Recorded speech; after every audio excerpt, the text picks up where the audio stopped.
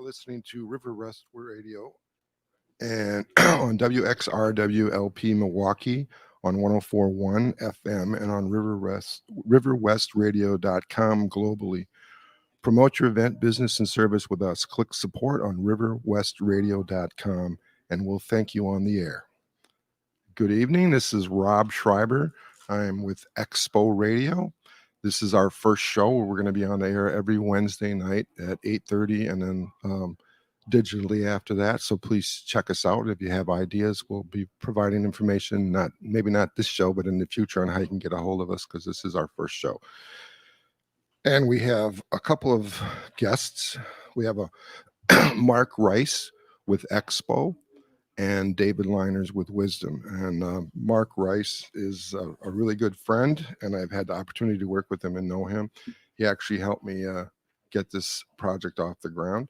He's a candidate for a PhD at the UW Milwaukee, and he's examining the elements of, evolution of efforts to end mass incarceration and imprisonment in Wisconsin.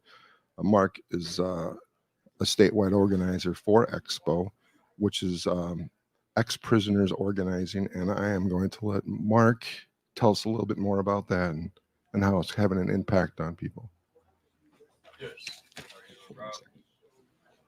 EXPO is a group of formerly incarcerated people who are leading WISDOM's Rock Wisconsin campaign to end mass incarceration in Wisconsin. EXPO has chapters in 4 different areas of the state now. We have chapters in Milwaukee, Madison, Eau Claire, and the Fox cities.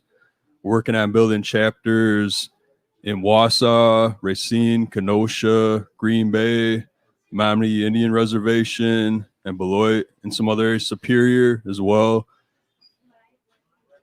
EXPO emerged in 2014.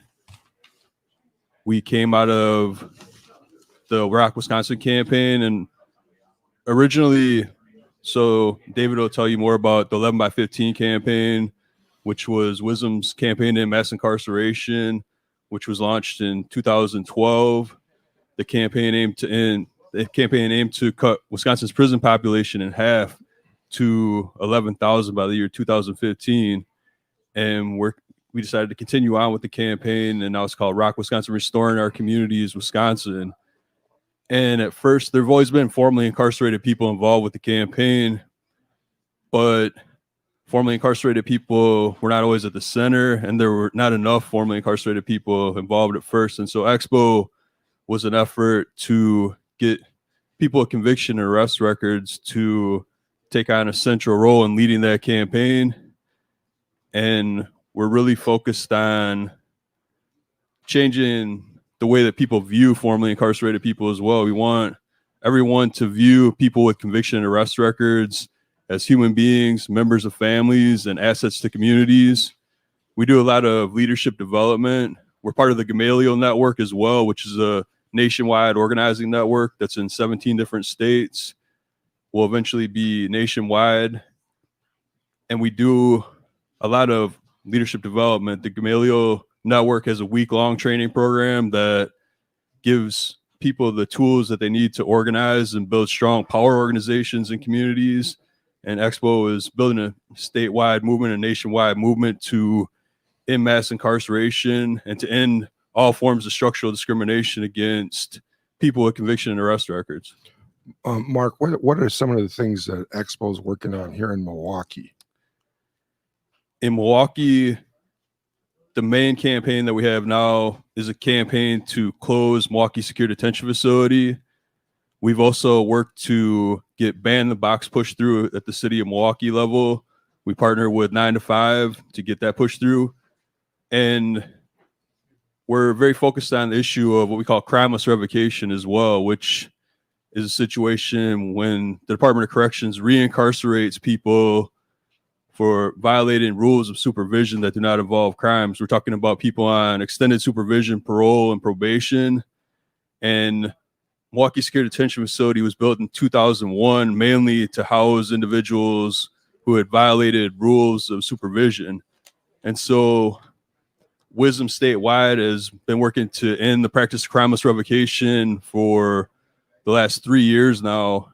And Expo Milwaukee's decided to take that a step further and make a bold, radical demand to, we're calling on Governor Walker to close down Milwaukee Secure Detention Facility. And so we've got a lot of activities coming up around that. We've got the 2017 Expo Milwaukee Forum will be coming up on April 29th on a Saturday from 11:30 a.m. to 3 p.m. at the Wisconsin Black Historical Society. It'll be covered live on the Earl Ingram Show, 15:10 a.m. And so it'll be all about crimeless revocations and Milwaukee Secure Detention Facility. We'll have a lot of testimonies. And so that's some of the activities that we have going on. So if somebody was interested in, how would they get involved? Yes. Expo Milwaukee has meetings at Project Return, which is at 2821 North 4th Street, room 312, Milwaukee Enterprise Center. So our general membership meetings are the first Tuesday of each month at 6 p.m. And on the third Tuesday of each month, we have a closed Milwaukee Secure Detention Facility Committee meeting. And that's also at 6 p.m. on the third Tuesday of each month. And so that's a good way to start getting involved. And you can come to our one-day training coming up on Saturday, March 25th at St. Martin de Porres on 2nd and Burleigh. That'll be from 10:30 a.m. to 3:30 p.m. It's our one-day training, introduction to Expo, introduction to organizing, one-on-one training, and we'll have a lot of information about our upcoming activities, events, and trainings. And can you give excuse me, can you give your contact information now? We'll get it again later, but so people can hear it. Yes. You can follow me on Twitter at RicerMark, RICERMARK. The Expo email address is expogroupwi@gmail.com. And you can call us at the Wisdom and Expo office at 414-831-2070. Thank you very much, Mark. Our other guest is David Liners, and he's with Wisdom from Wisconsin. He's been with Wisdom for 15 years. He was with Micah before that. David is a person that's a very inclusive individual. When he's involved in something, he wants to include everybody in the community as part of it. That's something that I've noticed in the time that I've known him, and it's something I admire about him. David, go ahead. Thanks, Rob. So I appreciate you having me for this. So so Wisdom, we're a statewide network of mostly faith-based organizations. So it's a lot of churches, synagogues, mosques. We're not at all, as you say, we try and be as inclusive as we can. I think we have 20 different religious denominations involved with us around the state. We work on a variety of social justice kinds of issues. Some of the other things we work on are things like trying to promote more resources for mass transit and trying to promote fairness for immigrants. But I would say that criminal justice reform, the Rock Wisconsin campaign that Mark mentioned, is probably the thing we put the most energy into and that we have the most excitement about. So Wisdom it's meant to be a chance for regular people to get their voice heard, to come together, to really make a difference in our community and change some of the systems. You know, we kind of believe it's not enough just to try and help people, but we need to change the systems that are hurting people. And we need the people who are most hurt to be the ones who are at the center of fixing it. Can you share some of the successes that Wisdom has had? I know there was a thing with the interstate at one time.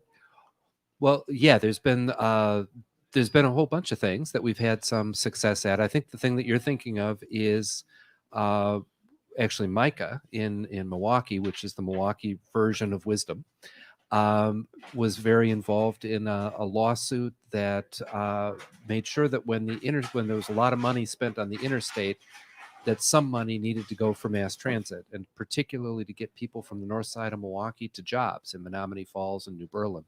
So there are these bus routes that run now because of some of our advocacy. Let's give you just another quick example in the criminal justice world. There's now, kind of because of the advocacy of faith communities around the state, there's now about $5 to $6 million a year that it's in the state budget that goes for treatment alternatives and diversions, like at the front end, people who have mental health or substance abuse issues, to get them into treatment instead of into jail or prison.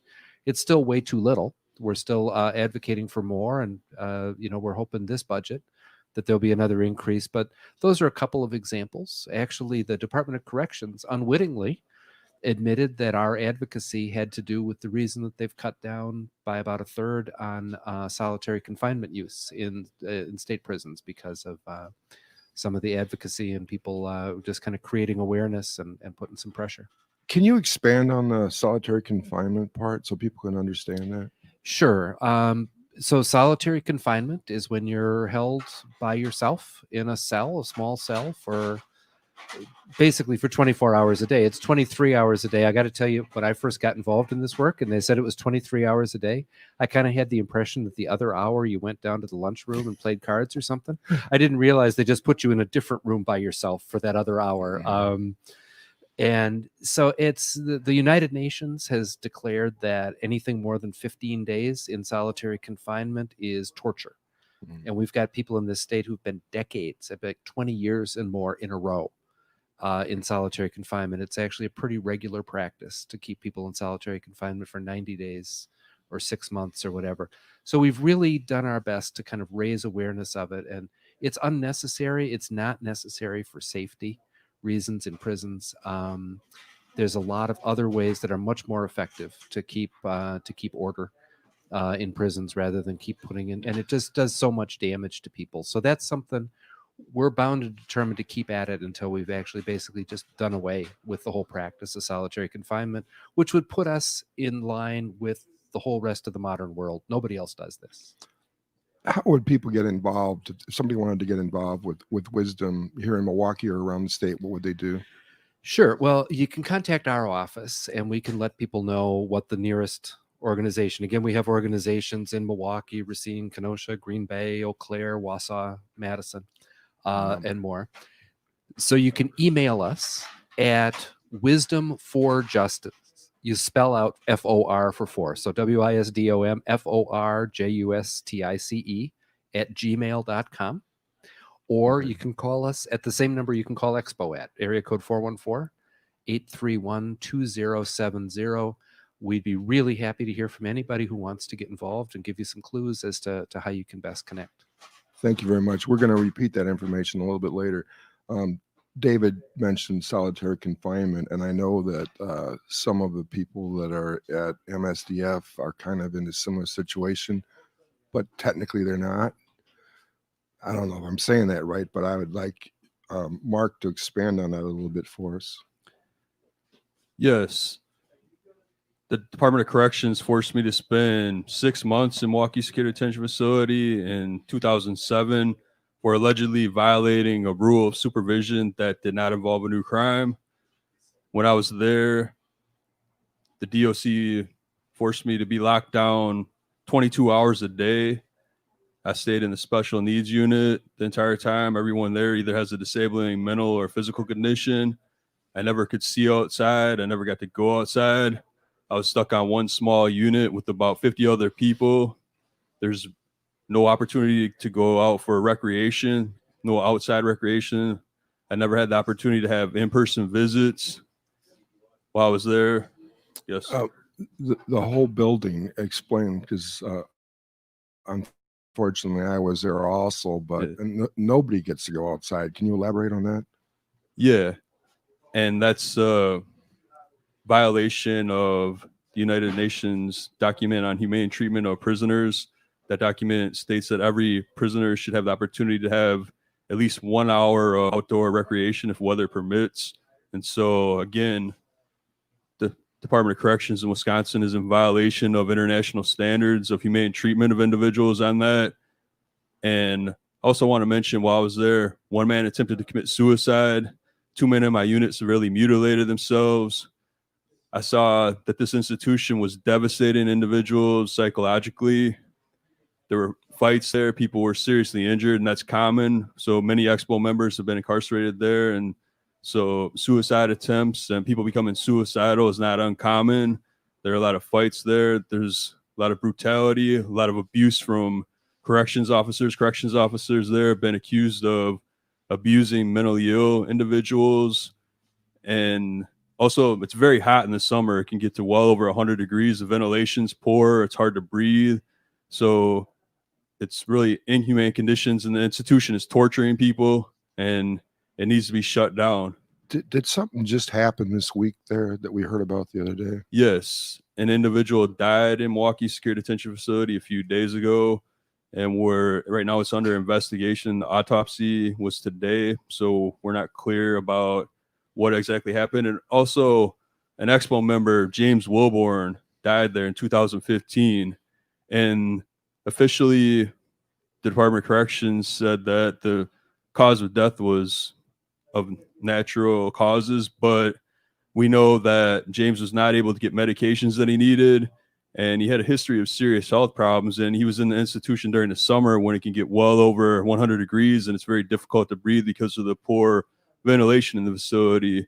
And so these were factors in his death as well. And so we can't always count on the Department of Corrections to do an objective review and to do an objective evaluation of what actually happened in these situations. So we need to look further into each institution, because we never know what could happen to an individual when they're behind the walls. The Department of Corrections, we have to stay on it, and we need independent oversight. We need an independent evaluation oversight so we know what is really going on. We need to make sure that all human rights violations are stopped. We need to make sure, and that's very important. And people are going in there many times just for allegations, and many people they're not even revocated. There's thousands of people going in and out each year that never even get revocated. And we recently released a health impact assessment that showed that 3,000 people went back for crimeless revocations in 2015, and that's not even counting the thousands of people who were in prison while their probation agents investigated allegations of violations. If a person violates the rule, don't they get a chance to go to a judge? Don't they go before a judge?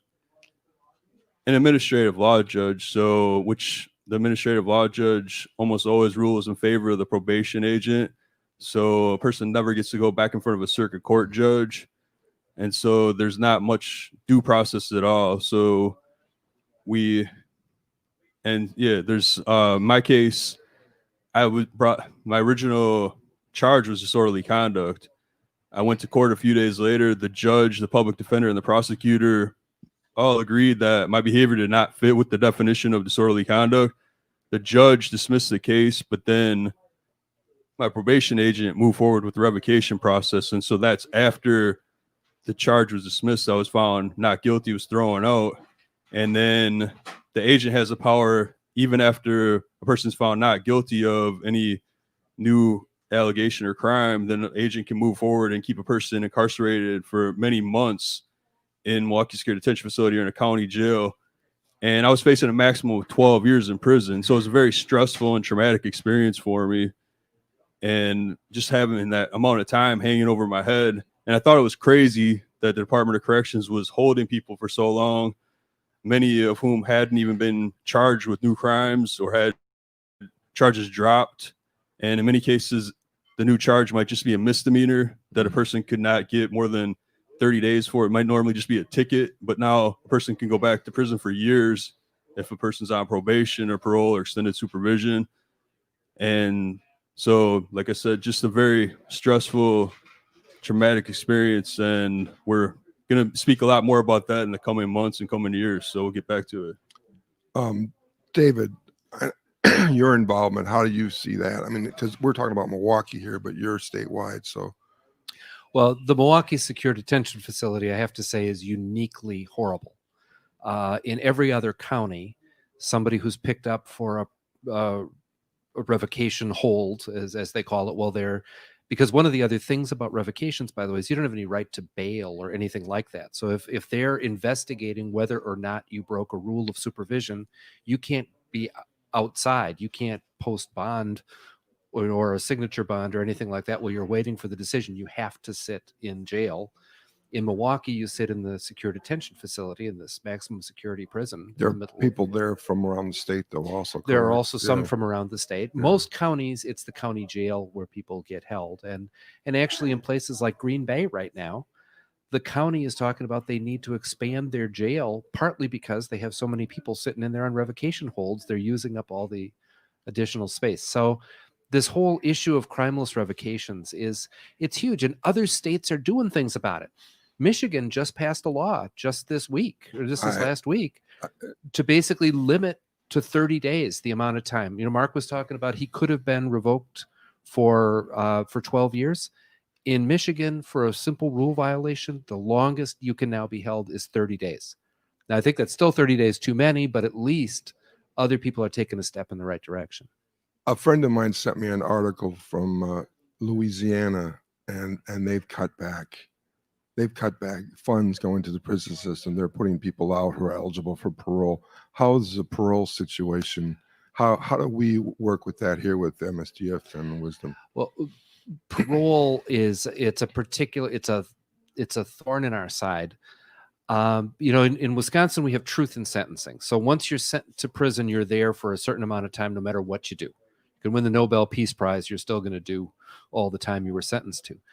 But before, when we used to have parole, people could get out after a certain portion of their sentence was up because they proved that they'd rehabilitated themselves, they'd done everything they were supposed to do, and judges expected that.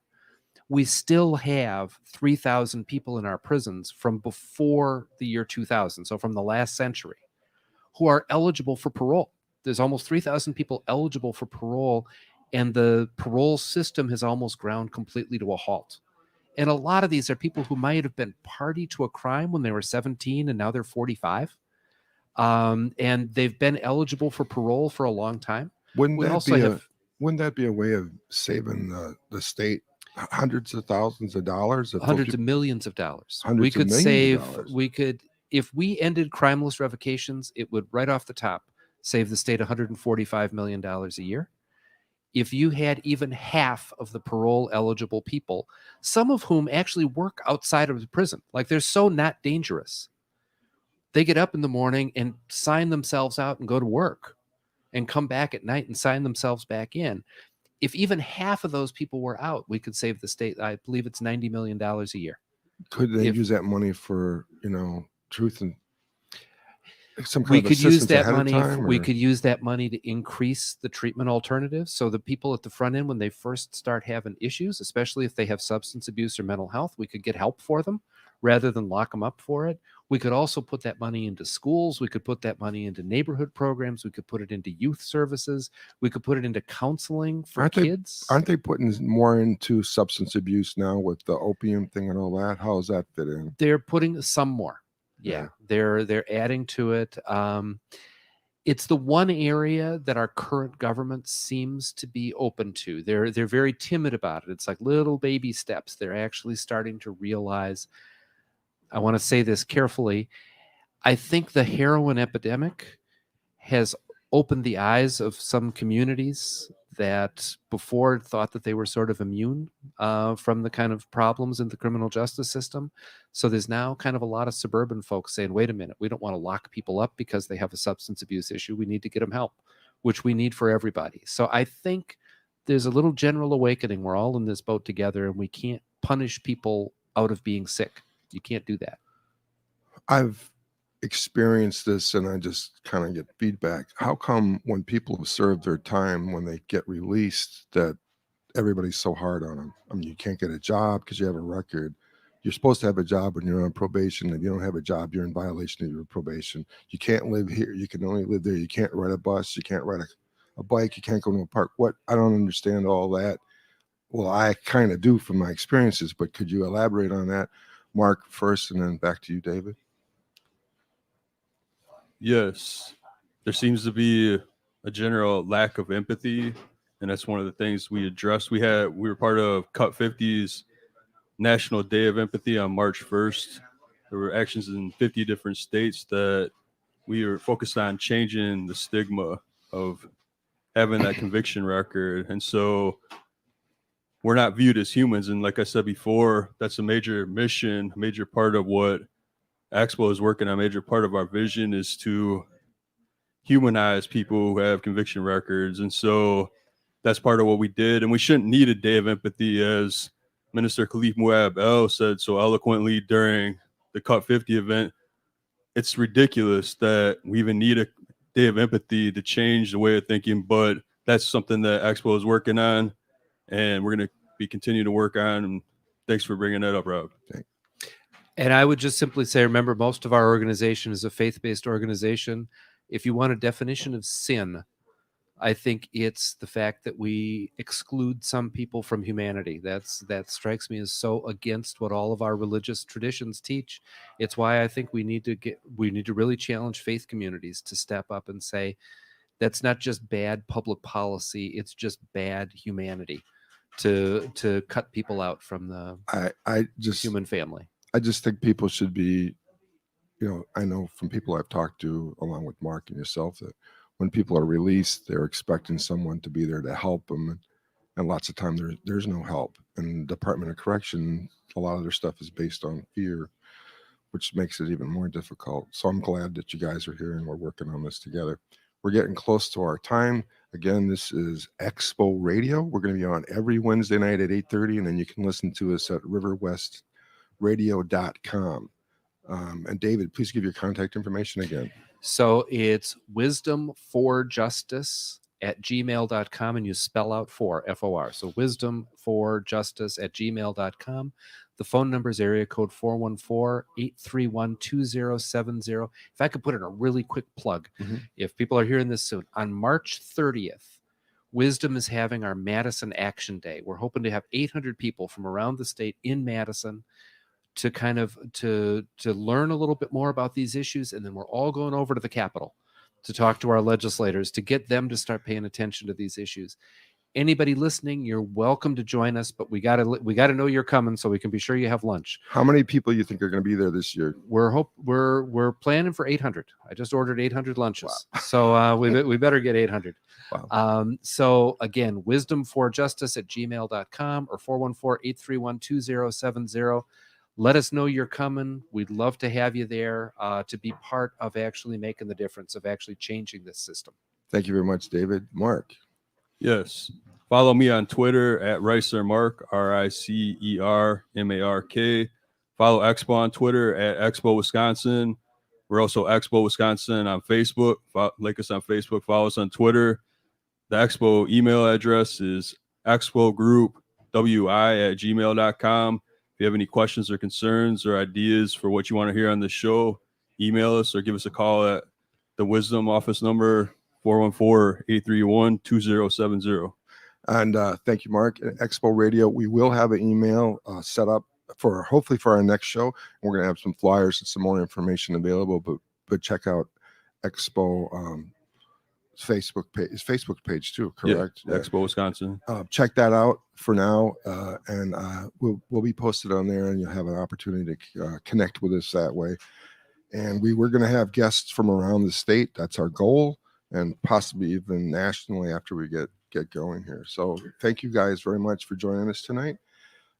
Again, you're listening to River West Radio on WXRW LP Milwaukee on 104.1 FM and on riverwestradio.com globally. Promote your event, business, and service with us.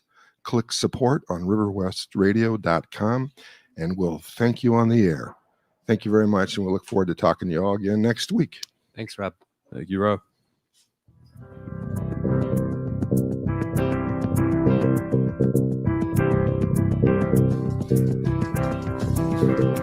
We'll be